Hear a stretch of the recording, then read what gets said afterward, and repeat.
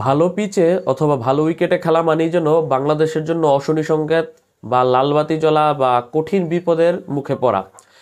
এখন আমি এটা বলছি না যে বাংলাদেশ বোলিং বান্ধব উইকেট পেলে অস্ট্রেলিয়াকে হারিয়ে দিত।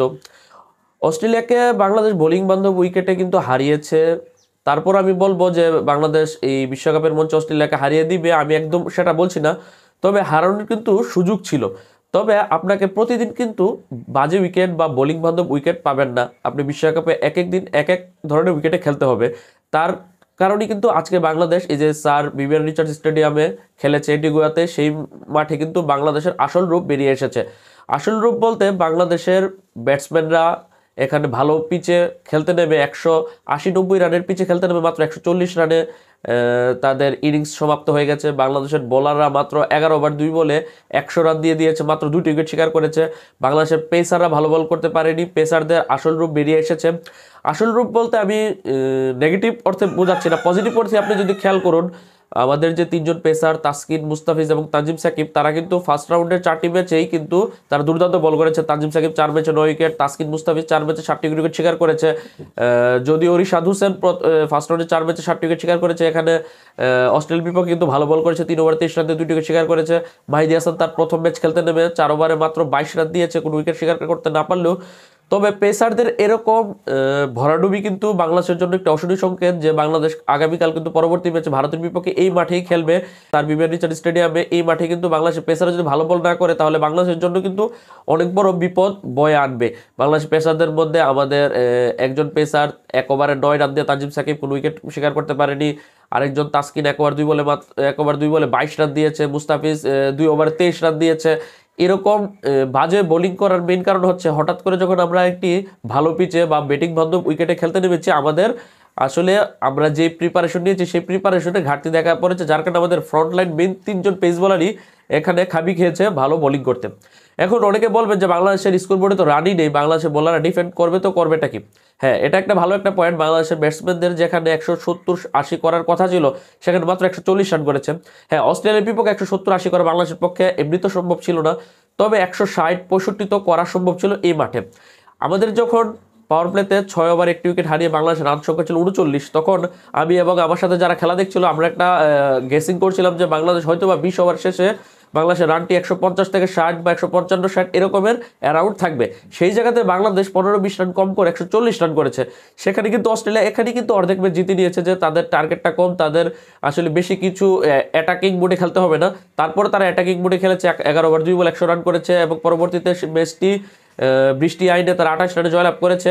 তারা শুরু থেকে অ্যাটাকিং মোডে খেলেছে, কারণ তারা জানতো যে এই মাঠে বৃষ্টির সম্ভাবনা রয়েছে। প্রথম দিকে যদি অ্যাটাক করে খেলে 10 ওভার যাওয়ার পরে কিন্তু ম্যাচের রেজাল্ট আসবে, এবং 10 ওভারের মধ্যে যদি তাদের পার স্কোরটা তারা 72 রানের উপরে করতে পারে তাহলে তারা ম্যাচটি জয়লাভ করবে, যেমনটা হয়েছে। তাই যে পার স্কোর ছিল 72, তারা 100 রান করেছে, তাই 28 রানে তারা বেশি করাতে 10 ওভারে তারা ম্যাচটি জয়লাভ করেছে।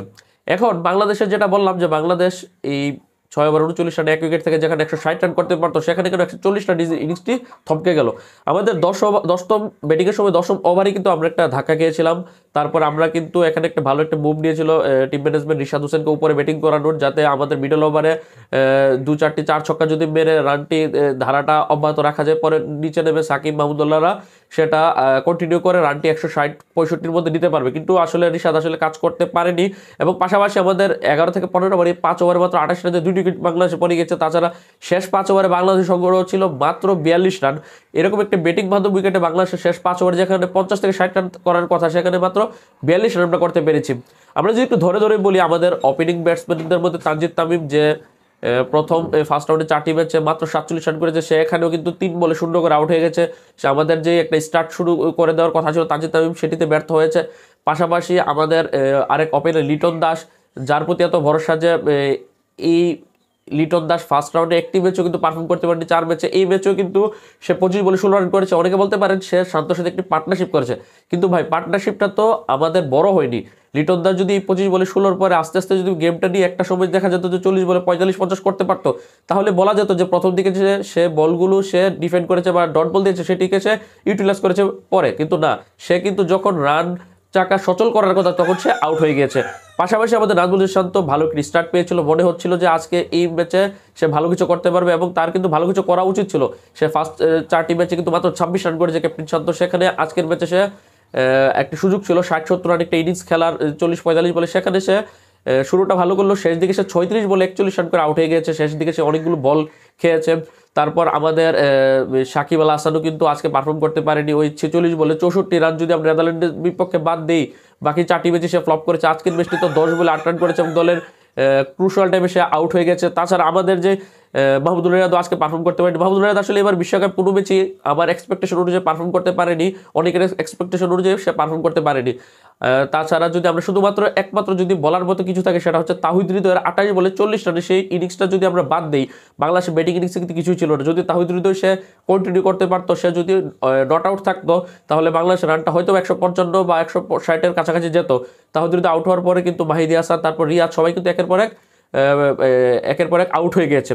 এই তাহিদ হৃদয়ের ইনিংসটা বাদ দিলে, তাহিদ হৃদয় এবার এই বিশ্বকাপেও কিন্তু দুটি ম্যাচে ভালো ব্যাটিং করেছে। প্রথম ম্যাচে শ্রীলঙ্কার সাথে 20 বলে 40, তারপর নেদারল্যান্ডের সাথে সে করেছে, সাউথ আফ্রিকার সাথে করেছিল 34 বলে 37, তারপর পরের দুটি ম্যাচে 9 করে আউট হয়ে গেল। আজকের ম্যাচে কিন্তু সে পারফর্ম করেছে। আসলে একজনের উপরে ভর করে রান করা যায় না। আগামীকাল ইন্ডিয়ার বিপক্ষে সেম মাঠে খেলা, বাংলাদেশ যদি ভালো করতে হয় অবশ্যই বাংলাদেশের ব্যাটিং আরও স্ট্রেংথটা বাড়াতে হবে, নয়তো কিন্তু বাংলাদেশ কিছুই করতে পারবে না। আর বাংলাদেশের বোলারদেরকে বুঝতে হবে যে আসলে আমাদের ভুলটা কোথায় হয়েছে এবং বাংলাদেশের বোলারদেরকে কামব্যাক করতে হবে, তাহলেই বাংলাদেশ ইন্ডিয়ার সাথে যদি ভালো কিছু করতে পারে। আমি বলছি ইন্ডিয়ার সাথে আমরা জিতে যাব। আমি আগেই বলেছিলাম যে আমরা হয়তো বা এবারে বিশ্বকাপে যদি ভালো কিছু করতে পারি, আফগানিস্তানের সাথে ম্যাচটি জয়লাভ করতে পারি, প্লাস অস্ট্রেলিয়া এবং ইন্ডিয়ার সাথে আমরা যদি ভালোভাবে খেলতে পারি, হারলেও কোনো দুঃখ নেই, কারণ আমরা সুপার 8-এ খেলছি। এখানে অস্ট্রেলিয়ার সাথে আমি আশা করেছিলাম বাংলাদেশ ম্যাচটি ভালো করবে, হয়তো বা বাংলাদেশ হেরে যাবে কিন্তু ভালো করে হারবে, কিন্তু ম্যাচটি কিন্তু একতরফা হয়ে গেছে। ব্যাটিংয়ের সম্পূর্ণ সময় খেলাটি অস্ট্রেলিয়ার হাতে ছিল এবং বোলিংয়ের সময় বাংলাদেশ যখন বল করছে তখনও পুরো ম্যাচটি কিন্তু অস্ট্রেলিয়ার হাতেই ছিল। শুধুমাত্র রিশাদের ওই মিচেল মার্শ এবং ট্রাভিস হেডের যদি 2টি উইকেট বাদ দিলে কিন্তু বাংলাদেশের বোলিং ইনিংসে বলার মতো কিছুই নেই। তাই আমি বলবো যে আজকের ম্যাচটা আসলে খুবই হতাশাজনক। যদিও অস্ট্রেলিয়ার সাথে আমরা এমনিতেও হারতাম, ভালো রান করলে হয়তো আমরা হারতাম, কিন্তু বাংলাদেশ ভালো কিছু করার প্রচেষ্টা আমি আজকের ম্যাচে দেখতে পাইনি, শুধুমাত্র তাহিদ হৃদয়ের সেই ব্যাটিং এবং রিশাদ হোসেনের সেই বোলিং বাদ দিলে। পরবর্তী ম্যাচ আগামীকাল ইন্ডিয়ার সাথে, সেই ইন্ডিয়ার ম্যাচকে নিয়ে বিশদ আলোচনা করা হবে পরবর্তী ভিডিওতে। ততক্ষণ পর্যন্ত ভালো থাকুন, সুস্থ থাকুন, আল্লাহ হাফেজ।